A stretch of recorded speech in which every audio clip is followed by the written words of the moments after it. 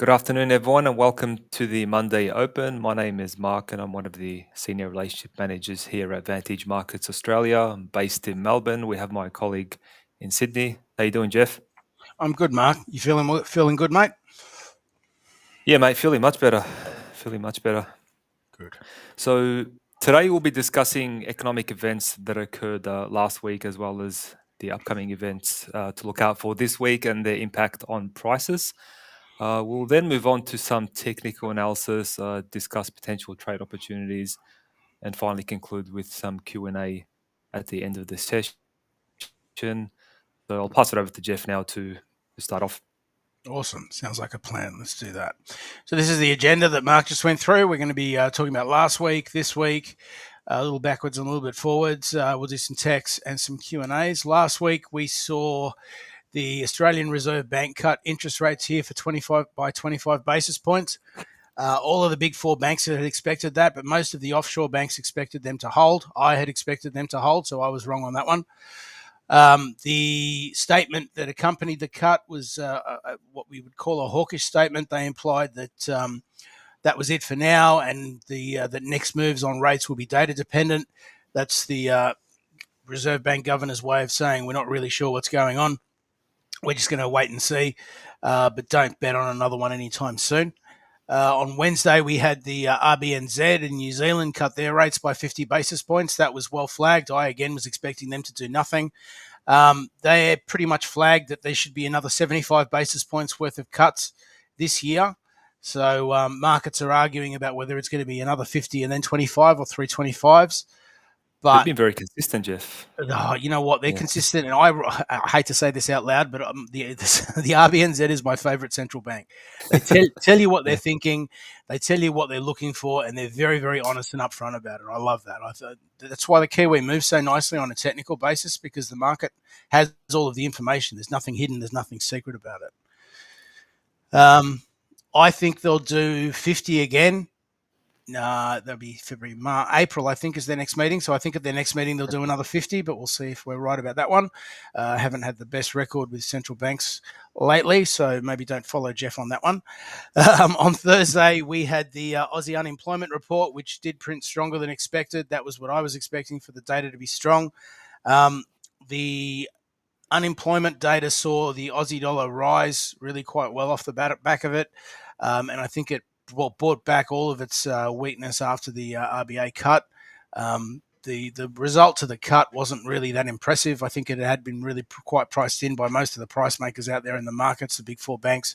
They were expecting that, so it didn't have a huge effect. But the Aussie, I think net by Thursday, was sitting a little bit stronger than the way it started the week. And then, not really last week, but over the weekend, we had an election in Germany. The Conservative parties came through with a resounding win. It's always a bit scary when the Conservatives win in Germany, but the reality is that the euro has firmed really quite nicely in Asia. This is the biggest move I've seen in the euro in Asia for years. I think markets are a little bit confident and buoyed by the idea that the conservative side of politics know how to manage an economy better than the more passive side of the economic spectrum. So that's last week.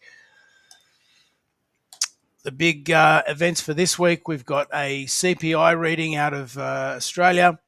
I'm expecting that to come in higher than expected. The market's calling 2.6. I think that's going to come in at 2.7 or higher. Then that should help to support the Aussie dollar, I think, into that. I think the market will be expecting, especially after a recent rate cut, that the CPI will be moderate. I think if there is a little bit of a higher than expected CPI, that should increase some upward trajectory for the Aussie. Then on Thursday, it's really quite a slow week for data and events, really. But on Thursday, we've got the US preliminary GDP. This is the preliminary cut before they go through and check it. We always laugh a little bit about that. Every kind of second or third month, the preliminary and the final will change, but they don't change too much more than 1.1 of a basis point. The market is expecting that to come in at 2.3. I've run some numbers on that, and I think it's going to be weaker than expected. I think 2.1 is going to be the number on the GDP for the preliminary on the US, and then the final might come in at 2.2. But 2.1 is what I'm expecting for Thursday. And then we also have the initial claims number, which is the number of people who are claiming unemployment benefits for the first time that month. The market is expecting 220,000 new claimants of unemployment benefits. That number has been consistently around the 218 to 224 number for about the last 6 months. I think it's actually going to come in higher than expected. I'm calling for it to come in at about 240. I think 240 would actually be supportive for the US dollar, because that would absolutely put the final nail in the coffin of any rate cuts more in the US. So I'm calling 240 on the initial claims, 2.1 on the US GDP, and 2.7 on the Aussie CPI. So we'll see. It's out there in the world to be safe forever. So we'll see how good I am next week. Isn't a higher unemployment number like a sign for the Fed to cut because it shows weakness in the labor market? Well, You could see it like that as well. yeah, and there's both sides, right? I think the US is, if it's not more concerned about inflation than anything else, it really should be. That was the reason that we saw the dollar move on Friday, right? Was that the Michigan sentiment number came in kind of where it came in, but the inflationary expectations for 5 years were at a 30-year high. So, if purchasing managers are expecting that inflation is going to be, or is running at a 30-year high, that's a big filter into, it should be a big filter into interest rate decisions over in the States. All right, that's pretty much me done with that. Mark, did you want to do some text? Yep, I'll just share my screen. Just let me know where you can see my screen, Jeff. Yep, got it. All right. So we'll cover euro against the Japanese yen today, and some oil after that. So here we have a 4-hour chart of the euro JPY. So in terms of the fundamentals, the Japanese yen has been quite firm across the board, especially after last week's inflation figures were at 4% in January. So they ticked up from 3.6% in December. So that was a 2-year high. So inflation has been high for about 34 straight months now in Japan. So it is above the BOJ's 2% target. So they will look on increasing rates. The speculation of them increasing rates, and obviously if inflation stays high, it's they're expected to increase rates. There are talks of 1% will be the first step. So they'll increase in rates and up to 1%, and then sort of see what happens from there. So in terms of price, we are seeing Japanese strength across the board. So here we did see a sell-off last week on Friday, and in terms of trade opportunity, I am looking for a retracement back up to that trend line here. So that is within those EMA clusters there. So push back up into potentially these areas. With a shorting opportunity from there, and stops above these highs here for risk management. So you could look at managing your trades in terms of taking profits around this level here as, say, your first target, and potentially extended targets around the 155 level. So markets do like round numbers like this. They are psychological numbers. It also does line up with a support line here as well. So I'm seeing this trend continue, primarily because Japanese yen strength, with the BOJ expected to increase rates. What do you think, Jeff? I don't think they're going to do a 1% move. No, I meant incremental moves up to and pausing at 1%. That's what I meant. Sorry. Gotcha. That's different. Otherwise, 1% is going to be massive. You know what? Sometimes the market needs a shock, right? This is the central bank that does sometimes change its monetary policy on Christmas Day and Western public holidays. I think they're going to do incremental. I think over the course of the year, we're probably going to get about another 50 to 75 basis points worth of rises out of the BOJ. That would support the yen. I think the yen is going to be the stronger currency for the year. I've said it around the office, and I'll say it here as well. I think dollar yen in particular has already seen its highs for the year. I wouldn't want to be short yen at the minute. Especially once those interest rate differentials start to sort of get smaller, especially with the dollar yen as well, you're going to see quite a significant sell-off as well. Well, even as they converge, right? So, I mean, you've still got, I mean, the US dollar is still, and the euro is still considered, slight risk currencies, whereas the yen is considered a safe haven. So when it all goes to hell, people pile into the yen, and they pile not so much into the Swissy anymore, but they pile into the yen. I mean, that's what happened last night. Yep, I like yen strength. Yeah, moving on to oil now. We did see here last week oil rising.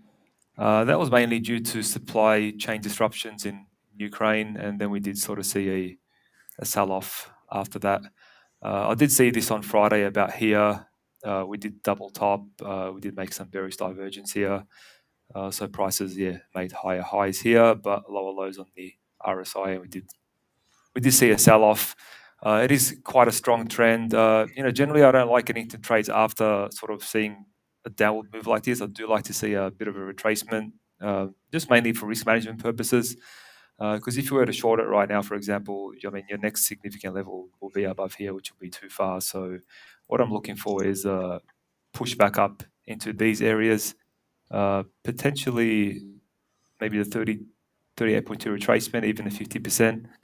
And then you look for price to reject at that level, potentially print in a red candle, and then you can look on putting a stop above that area, targeting these lows here as your first target, and your extended targets around the 67 level, which there is some significant support around here. But overall, I think oil is bearish. I mean, a lot of this as well is speculation over increase in production in the US as well. So as they start sort of drilling more, extracting oil, supply goes up, and that generally pushes the price down. So yeah, what do you think, Jeff? I think the market is a little bit overexcited about US increased production. So what he's done is Mr. Trump has said that he's going to increase exploration. And between exploration and finding and actually building the infrastructure to be able to drill the oil is about 4 years. So it's not like this increased production is going to come on anytime soon. Where we do have production is that OPEC plus, that's the old OPEC plus Indonesia, and I think Brazil is just about to join as well. They've had self-imposed production cuts over kind of the last quarter of last year, which is due to be rolling off in the next couple of months. I think some of them will be extended, but some of them will roll off, and there will be an increase in supply. Do I think that's why the oil's falling now? No. I mean, honestly, for my account, on Thursday, I wanted to sell it, and I didn't get around to it, and I missed out on it. But again, same as yen, oil, I just want to be short of. Also, part of this move as well was the economic data that came out of the US, because US does consume about 20% of the oil around the world. So if we generally do see some bad data out of the US, this thing does come down. I mean, it's not 100%, but I mean, there's a lot of factors impacting oil at the moment. Well, one of my trading rules is when a market hits a new high, or a new low, and that's the lowest. Where it is now is the lowest it's been all year. They're pretty clear signals. I mean, if that's the lowest level it's been at all year, people don't want it; they want to sell it. So it's probably going to continue. I don't think it's going to back up as far as you do. I think it's probably going to find support at around these sort of levels and then drift off a little bit. I think if it was to retrace any more than about a third or a half of that most recent move down, I reckon that the down move's over. Yeah, I mean, we could see there's a bit of a sort of a channel at the moment here, so we could sort of see it drift up and down, and sort of pause around this area here. So we'll see what happens. Anyways, that's about it for the technicals, Jeff. I'll stop sharing my screen now, and we'll cover the the Q&A. All right, cool. So the story with the Q&A is that Mark and I are on the phones all day, and we talk to clients, and occasionally a question is asked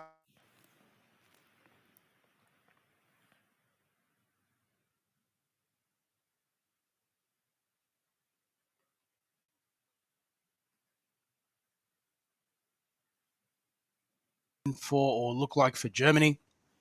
I think generally speaking, rightly or wrongly, conservative parties around the world are seen as better stewards of their economy. They're seen as making the hard decisions that the left wing parties don't really tend to want to do. Left wing parties are really good for budget deficits, high inflation, and spending, whereas conservatives tend to turn the taps off rather than on. That's why the euro was really quite big this morning in Asia. I mean, for the euro to move in Asia is really quite rare because there aren't really any euro price makers in early Asia anyway. So people would have been scrambling to get their trades away. That's what I think a Conservative Party win means for Germany. I think euro strength, which plays into my year view of euro strength, yen strength, and dollar weakness. What do you reckon? I agree. Yeah, I think the Conservative Party means euro strength. Yeah, agree with It you on would that one, Jeff. it For the would first mean the time, I same think we here. agree. So it's not the first time, but it's rare. All right, do you want to do two? Yeah, we'll cover two. So we do get a lot of this sort of question about risk management. So what risk reward ratio should I aim for? So this is obviously a subjective question. It does depend on your risk tolerance. But a good way to see it is like I do see a lot of traders saying, oh, I want a 5-to-1 risk reward ratio, or say 10-to-1. But the reality is the likelihood of that actually happening is probably like 5%. So if you set like like a 5-to-1 risk reward ratio, probability of the price hitting your take profit is around 5%, somewhere around there. So from experience and what I've seen from what traders do is they sort of generally target the 1-to-1 sort of ratio with an additional extended target of say 2-to-1 to 3-to-1. That's more sort of realistic. And from a psychological perspective as well, you got to think about it. If you're doing a 5-to-1 risk reward ratio and your trade's getting hit like 5% of the time, you're going to run into like 9 losses in a row. You got to think about hey, how's this impacting me emotionally, my trading? So yeah, I mean, more realistically, look at 1-to-1 with an extended target of say 2-to-1 or potentially 3-to-1. You could even like say, for example, have a first target 1-to-1 and you say second target say 2-to-1 or 3-to-1. And once your first target is hit, you go break evens on the second target, just to sort of mitigate that risk. You can't sort of play it like that, but that way you sort of get the best of both worlds. So It's yeah, it's that's yeah. What was it's that, an Jeff? interesting one. No, it's an interesting one. Risk to reward ratio. Someone sent me a video on over the weekend about some fund manager was talking about how he gets 90% of his trades wrong, but he still makes money because on the 10 that he gets right, he makes huge returns. And Yeah, I go back to the 1980s where Richard Dennis, the famous futures trader, who started off with, I think it was $500 in a seat on the Chicago Mercantile Exchange, turned that into 400 million. And he was getting 80% of his trades wrong too. So I think the answer to that question is you need to know your numbers broadly. So you need to know how many you get right. That's question number one. If you're getting about half of them right and you're making a little bit more than what you're losing on your winning trades versus your losing trades, then you're in front. Trading isn't the Babe Ruth swing for the fences game. It's the chip away, and try and increase your capital day by day. That's my view. yeah. No, I agree. Yeah, another way you can also see it is like because a lot of traders they have very tight stop losses and market hits it a lot of the time. So the way to think of it is like sort of widen your stop loss just a little bit more and wait for the market to sort of move in your favor a little bit, and then you can sort of move the stop loss a bit further up, just to sort of change that risk reward ratio from like say 1-to-1 to like 1.5 or even 2-to-1. So what I'm trying to say is like start off with 1-to-1, and once the market moves in your favor, you can tighten that stop loss a little bit more, just to sort of make it 1.5, 2-to-1. You can sort of play it like that as well. That's a good suggestion. I would. My concern on that is that I personally, after all this experience sitting in front of these screens and talking to clients at various brokers, I think the biggest reason that retail clients, when they kick off, lose money when they trade is that they place their stops too tight. So you got to give the trade enough room to breathe and enough room to move. Just make sure that you're putting your stops where they should logically be, rather than where you think they should be, or where your risk tolerance is. If your risk tolerance is to lose $50 and that places a stop in no man's land, there's no point placing the trade. Yeah, what I'm saying is if you place a stop just straight off the bat without sort of waiting for confirmation, yeah, you're right, you'll probably hit it most of the time, especially if it's a tight stop. But if you sort of wait for that extra confirmation, then maybe you sort of have an extra probability of actually winning that trade. Oh, I agree with mate. Trading's a simple game. It can only go up, down, or sideways. Yeah. All right, good. You happy with that? Yeah, mate. Yeah, happy with that. We'll wrap it up. All right, no worries. Well, that's it. That's it for us today. Just for everyone who's watching now, this content will be uploaded to our YouTube channel. At its completion, it will also be placed onto our VIP trading room. That trading room, if you haven't had a look at, is really quite a good resource for traders new and experienced. We've got some analysts from the Everest Fortune Group out of Singapore. They sit in there and they help us out answering questions. They provide a bit of analysis too. Mark and I are logged into there all day long as well. So if you want to ask us a question or share a chart or just have a bit of a conversation, we can do that in there. We also post our weekly technical video every Monday, usually morning, hopefully morning, but usually always on Monday. And we do our private client daily update, which Mark and I write every morning. That gets sent out before 10:30 every day. If you want to get added to that mailing list, just shoot us a note or give us a buzz and we can add you to that list. Or you can send us a note in the trading room and ask to be added to that list as well. But that's it for me, mate. Mark, talk to you later. Take care, Jeff. Bye.